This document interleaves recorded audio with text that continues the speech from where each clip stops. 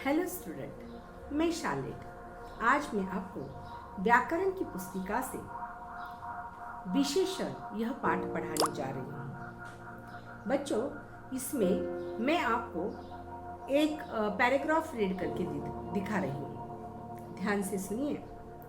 रूपा और सोनाली एक बगीचे में गई। वहाँ सुंदर फूल थे, हरी घास थी, आम के कई पेड़ थे। पेड़ पर रसीले आम लगे थे। रूपा और सोनाली ने आम तोड़कर खाए।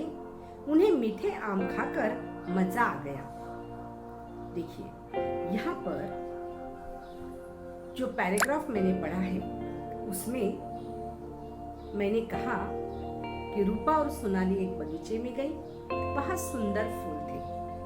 तो आप खुद से प्रश्न कर सकते हैं, फूल कैसे? तो उसका जवाब अपने आप आपको मिलेगा, सुंदर, है ना। हरी घास थी, घास कैसी? तो हरी। कई पेड़ थे, कितने पेड़? कई पेड़। और कैसे आम? तो रसीले आम। तो इस प्रकार सुंदर, हरी, कई, रसीले, ये जो शब्द है यह शब्द विशेषण कहलाते हैं। तो विशेषण की परिभाषा क्या है? जो शब्द संज्ञा अथवा सर्वनाम शब्द के बारे में कुछ विशेष जानकारी देते हैं। जो शब्द संज्ञा अथवा सर्वनाम के बारे में विशेष जानकारी देते हैं उन्हें विशेषण कहते हैं। बच्चों, विशेषण में कुछ विशेषण शब्द हम यहाँ पर ऐसे देखेंगे, जैसे गुण दोष। गुण दोष मतलब इसमें क्या क्या आएगा? तो वीर, अच्छा, बुद्धिमान, मूर्ख, बुरा, कायर, ये सारे शब्द गुण दोष इस विशेषण के अंतर्गत आएंगे। उसके बाद रंग रूप, जैसे काला, गोरा, सफेद, असुंदर, सुंदर, ये सारे शब्द रंग रूप के विशेषण में आएंगे। वैसे ही आकार में गोल, छोटा, बड़ा, ऊंचा, नीचा, मोटा, पतला, ये सभी शब्द आकार विशेषण में आएंगे।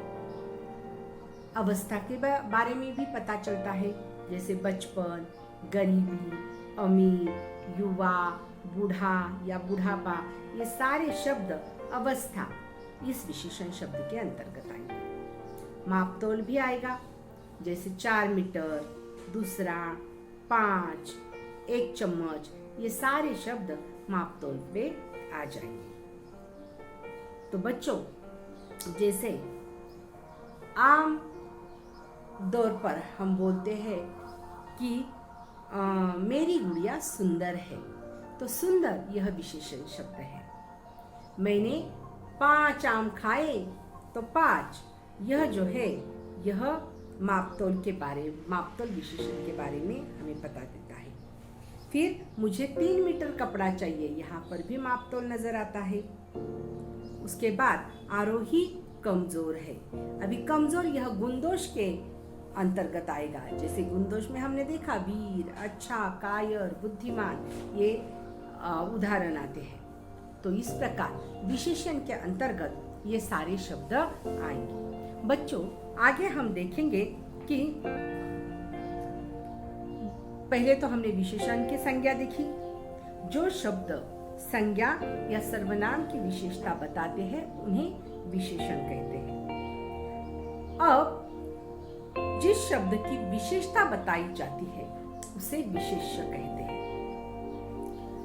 विशेषण के भेद है बच्चों, 4 भेद। पहला है गुणवाचक विशेषण, दूसरा है संख्यावाचक विशेषण, परिमाणवाचक विशेषण और सार्वनामिक विशेषण। अभी गुणवाचक विशेषण जैसे पहले ही मैंने आपको कहा है, जिसके अंतर्गत कौन कौन से शब्द आते हैं, वीर, अच्छा, बुद्धिमान, मूर्ख, है ना। पर गुणवाचक विशेषण की व्याख्या हम देखेंगे कि जो शब्द संज्ञा या सर्वनाम के गुण दोष, आकार, रंग रूप तथा अवस्था के बारे में बताता है, उन्हें गुणवाचक विशेषण कहते हैं। उदाहरणार्थ, बगीचे में लाल फूल खिले हैं, अक्षिता बुद्धिमान लड़की है, या फिर सियार मूर्ख था, है ना, या अक्षिता कायर थी। इस तरह से तो कायर, मूर्ख, बुद्धिमान, लाल, ये सारे शब्द जो है वह गुणवाचक विशेषण के उदाहरण हैं। दूसरा हम देखेंगे संख्यावाचक विशेषण। संख्यावाचक विशेषण जिसमें उसकी परिभाषा हम क्या देखेंगे?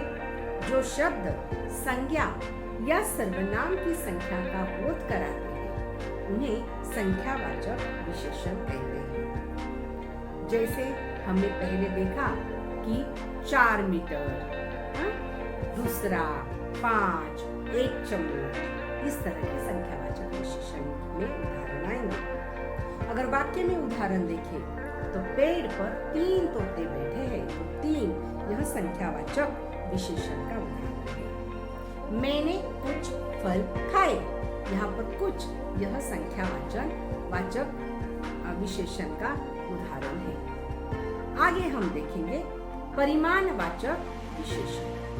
परिमाणवाचक विशेषण में जिन शब्दों से संज्ञा या सर्वनाम के मापतोल का पता चले, उन्हें परिमाणवाचक विशेषण कहते हैं। इसमें मीटर आएगा या थोड़ा, इस प्रकार के उदाहरण आएंगे। जैसे हम कपड़े के दुकान में जाते हैं और बोलते हैं मुझे 2 मीटर कपड़ा चाहिए, तो 2 मीटर यह परिमाणवाचक विशेषण का उदाहरण है। मुझे थोड़ा दूध दो, तो थोड़ा यह परिमाणवाचक विशेषण का उदाहरण है। तो बच्चों, आगे हम देखेंगे सार्वनामिक विशेषण। जो सर्वनाम शब्द संज्ञा शब्दों की विशेषता बताते हैं, उन्हें सार्वनामिक विशेषण कहते हैं। जैसे वह घड़ी सुंदर है, या यह मेरा पुस्तक है, या यह मेरा बस्ता है।